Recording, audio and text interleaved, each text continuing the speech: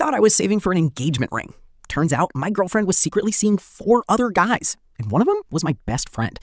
We'd been together for 3 years. I honestly thought she was the person I was going to marry. I was working extra shifts, putting money aside, and planning for our future together. Then her phone started blowing up every night. At first, I didn't think much of it, but eventually I noticed a pattern. The messages always came late. Really late. Sometimes 1 in the morning, sometimes 2. Whenever I asked about it, she'd brush it off. Just work stuff. But who gets work messages at 2 in the morning every night? The more it happened, the more suspicious I became. Eventually, curiosity got the better of me.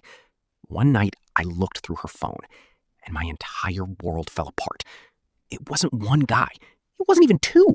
There were 4 different conversations, 4 different men, messages, plans to meet up, conversations I wish I'd never read. And somehow it got even worse. One of them was my best friend, a guy I'd known since we were kids. Another was her boss. Another was our neighbor. And the last one was a friend she'd always insisted I didn't need to worry about. Apparently, I did. The messages went back months, almost 8 months of lies. 8 months of me working overtime and planning a future with someone who was living a completely different life behind my back. When I finally confronted her, I expected denial. Maybe tears, maybe excuses. Instead, she laughed. Actually laughed. Then she looked at me and said, "Took you long enough to figure it out." I couldn't believe what I was hearing. According to her, I was predictable. She said she was bored, as if that somehow explained everything. Later that night, my so-called best friend texted me. His message was short. It wasn't personal, as if that made it better. I packed my things and left. No dramatic speech, no second chances.